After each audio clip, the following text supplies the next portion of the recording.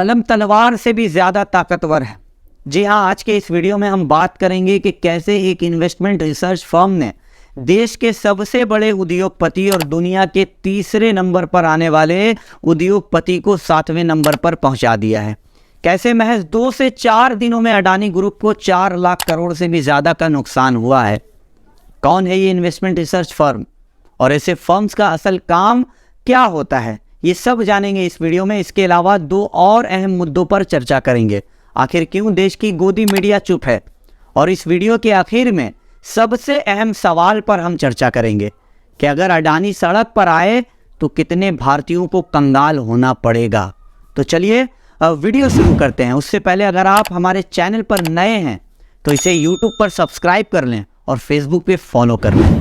प्रधानमंत्री मोदी जी के सबसे करीबी दोस्त यानी गौतम अडानी की चिंता दिन ब दिन बढ़ती चली जा रही है, और बरेली के बाजार में जितने झुमके नहीं गिर रहे हैं उतने 2 दिनों में अडानी ग्रुप का शेयर गिर गया है। दरअसल हिंडनबर्ग रिसर्च नामी एक न्यूयॉर्क बेस्ड कंपनी ने अडानी ग्रुप पर एक रिपोर्ट जारी की है, जिसमें कहा गया है कि दुनिया का तीसरा सबसे अमीर व्यक्ति कॉरपोरेट इतिहास का सबसे बड़ा घोटाला चला रहा है। अब आप ये सोच रहे होंगे कि हिंडनबर्ग जो कंपनी है उसका काम क्या है, और क्यों ये कंपनी प्रधानमंत्री के सबसे प्यारे और राज दुलारे मित्र यानी अडानी के पीछे पड़ी है।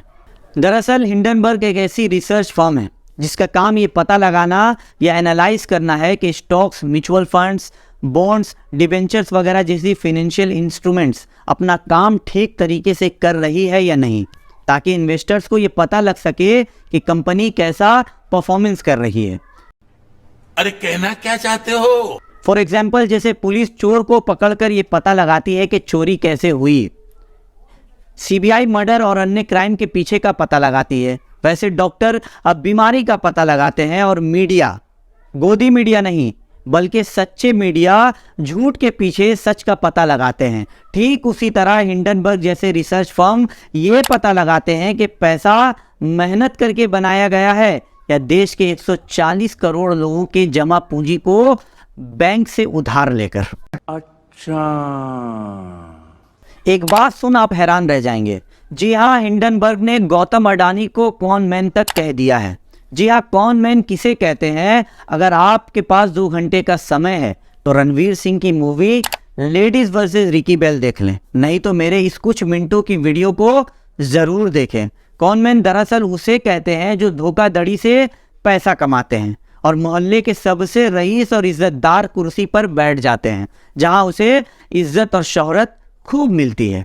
दरअसल कुछ दिनों पहले हिंडनबर्ग ने 106 पेजेस, 32,000 शब्दों और 720 से ज़्यादा उदाहरण के साथ 2 साल की रिसर्च जारी की है, जिसमें गौतम अडानी और उनकी फैमिली का पर्दाफाश कर दिया है।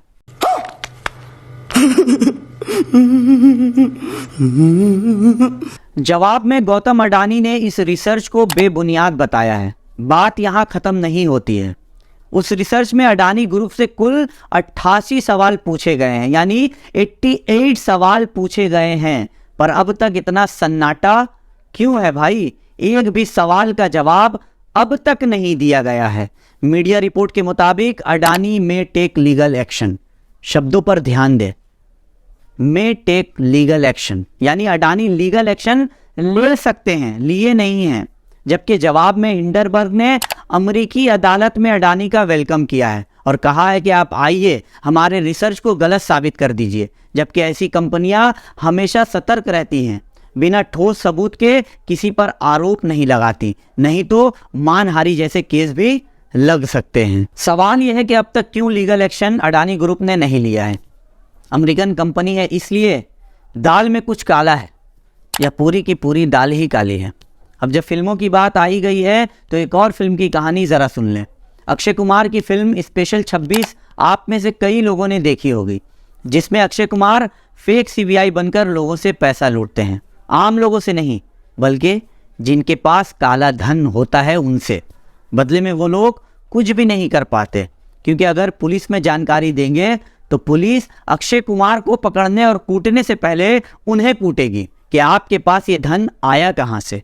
यानी ऐसे लोगों की हालत ठीक उसी मुहावरे की तरह हो जाती है जहां निगलते भी नहीं बनता और उगलते भी नहीं बनता। जैसा कि मैंने पहले भी कहा कि हिंडनबर्ग की इस रिपोर्ट की वजह से अडानी को महज 2 से 4 दिनों में 4 लाख करोड़ से भी ज़्यादा का नुकसान हुआ है और एक रिपोर्ट के मुताबिक LIC को महज 2 दिनों में 18,000 करोड़ का नुकसान हुआ है। क्या आप जानते हैं कि गौतम अडानी ने देश के बैंकों से 80,000 करोड़ का कर्जा लिया है। यानी हमारा पैसा बैंक के पास और बैंक का पैसा अडानी के पास। वहीं SBI और LIC में अडानी ग्रुप का काफ़ी शेयर है, इसलिए SBI और LIC कस्टमर्स अपनी कुर्सी की पेटी बांध लें क्योंकि मौसम बिगड़ने वाला है। अगर अडानी जैसे लोगों की वजह से बैंक डूब जाती है तो डरने की बात नहीं। मोदी जी तो पहले बता चुके हैं कि 5 लाख रुपए देंगे। अब सवाल यह है कि अडानी की जगह कोई और होता तो उस पर अब तक आतंकवादी का आरोप लग ही गया होता, और अगर हिंडनबर्ग एक इंडियन एजेंसी होती तो अब तक उस एजेंसी पर कार्रवाई हो जाती, ED CBI के छापे पड़ जाते और अंधभक्त ट्विटर पर बॉयकॉट कर रहे होते।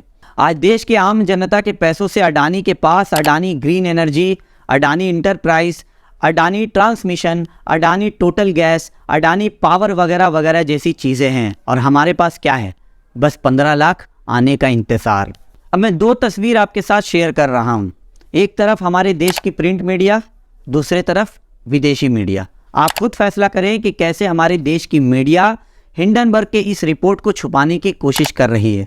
अगर ऐसे रिपोर्ट्स 2014 से पहले आए होते तो मीडिया अब तक अडानी को चोर कॉनमैन घोषित कर दी होती। पर सवाल तो प्रधानमंत्री के सबसे प्यारे और राज दुलारे मित्र अडानी की है ना। अब ये अच्छा नहीं लगता कि जिस थाली में खाएं उसी में छेद करें। पर मैं ये ज़रूर कहूँगा कि अगर अडानी देश छोड़कर भाग गए तो करोड़ों लोग रास्ते पर आ जाएंगे। ये सोचने की ज़रूरत है। इसलिए देश की मीडिया अपना काम ठीक तरीके से करे। चाटुकारिता की भी एक सीमा होती है। अगर दूसरे भगोड़ों की तरह ये भी देश की जनता का पैसा लेकर भाग गया तो उसकी भरपाई भी खुद हम लोगों को करनी होगी, जो अब तक देश की जनता करती आई है। वहीं एक रिपोर्ट के मुताबिक आप लीडर यानी आम आदमी पार्टी के लीडर संजय सिंह ने प्रधानमंत्री से रिक्वेस्ट की है कि अडानी और उनकी फैमिली का पासपोर्ट जब्त कर लें ताकि वो कहीं भाग ना सकें। वहीं सोशल मीडिया में कुछ लोग ये भी कह रहे हैं कि 2023 की शुरुआत बीजेपी और भक्तों के लिए ठीक नहीं है, क्योंकि भारत जोड़ो यात्रा कामयाब यात्रा साबित हुआ है। पठान ने बॉक्स ऑफिस पर धूम मचा दी है, BBC ने मोदी जी पर डॉक्यूमेंट्री जारी कर दी है और हिंडनबर्ग ने अडानी की पोल खोलकर रख दी है। उम्मीद करता हूं कि आपको ये वीडियो पसंद आया हो। वीडियो को लेकर आप क्या सोचते हैं हमें कमेंट करके ज़रूर बताएं। जय हिंद, जय भारत।